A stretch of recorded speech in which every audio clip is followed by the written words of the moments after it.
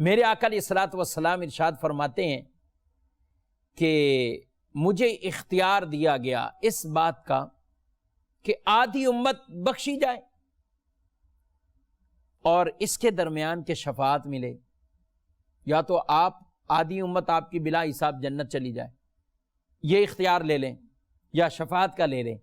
تو آپ صلی اللہ علیہ وسلم فرماتے ہیں میں نے شفاعت کو اختیار کیا ہے، میں نے شفاعت کو اختیار کیا کیونکہ یہ اس سے زیادہ عام ہے۔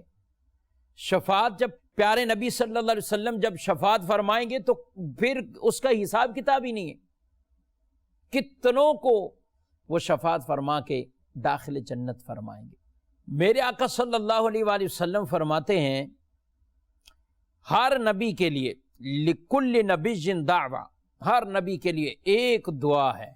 ویسے تو نبی کی دعا مستجاب ہی مستجاب ہے، اجابت کا صحرا عنایت کا جوڑا، دلہن بن کے نکلی دعائے محمد، اجابت نے جھک کر گلے سے لگایا بڑی ناز سے جب دعائے محمد صلی اللہ علیہ وسلم، کہ یہاں کی دعا مستجاب ہی مستجاب ہے۔ لیکن فرمایا کچھ خاص دعائیں بھی، ہر نبی کو ایک دعا وہ ملی۔ میرے پیارے نبی علیہ الصلوۃ والسلام ارشاد فرماتے ہیں وہ جو دعا مجھے تھی نا، میرے پاس تھی، وہ میں نے بچا کے رکھ لی اپنی امت کی شفاعت کے لیے، وہ اپنی امت کی شفاعت کے لیے میں نے بچا کر رکھی۔ سبحان اللہ۔ ایک روایت میں فرمایا ہر نبی نے وہ دعا مانگ لی، لیکن میں نے اپنی اس دعا کو اپنی امت کی شفاعت کے لیے بچا کر رکھا ہے۔ اور میرے آقا صلی اللہ علیہ وسلم ارشاد فرماتے ہیں شفاعتی لأہل الکبائر من امتی، میری شفاعت میری امت میں سے کبیرہ گناہ کرنے والوں کے لیے،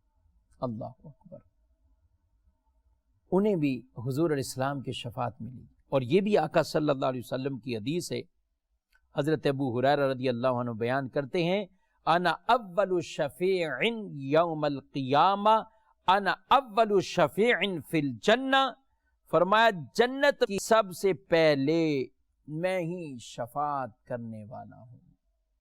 اور یہ بھی آقا صلی اللہ علیہ وآلہ وسلم نے جو قیامت کے بارے میں ارشاد فرمایا آنا سید ولد آدم، میں آدم علیہ السلام کی اولاد میں سے، فرمایا میں سردار ہوں۔ اور یہ طویل حدیث ایک ہے،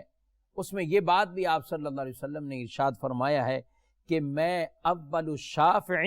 و اول مشفع، میں وہ پہلا ہوں جو شفاعت بھی کرے گا اور میری ہی شفاعت قبول ہوگی، میری ہی شفاعت قبول ہوگی۔ ایک مرتبہ پیارے نبی صلی اللہ علیہ وآلہ وسلم تشریف لائے تو صحابہ بیٹھے ہوئے، صحابہ میں سے کچھ اصحاب آپس میں گفتگو کرتے ہوئے کہتے ہیں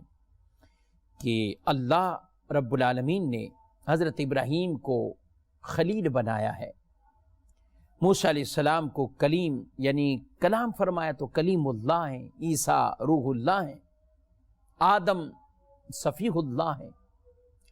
میرے آقا علیہ السلام تشریف لائے اور فرمایا میں نے تمہارے تعجب کو بھی سنا ہے، تمہارے کلام کو بھی سنا ہے، بے شک وہ ایسے ہی ہیں جو آپ کہہ رہے تھے، لیکن سن لو الا انا حبیب اللہ، میرے صحابہ سن لو میں اللہ کا محبوب ہوں، میں اللہ کا محبوب۔ اور اس حدیث میں یہ بات بھی ارشاد فرمائی کہ لوائے حمد میرے ہاتھ میں ہوگا، میں اٹھائے ہوئے ہوں گا، اور اس لوائے حمد کے نیچے آدم بھی ہوں گے، انبیاء بھی ہوں گے۔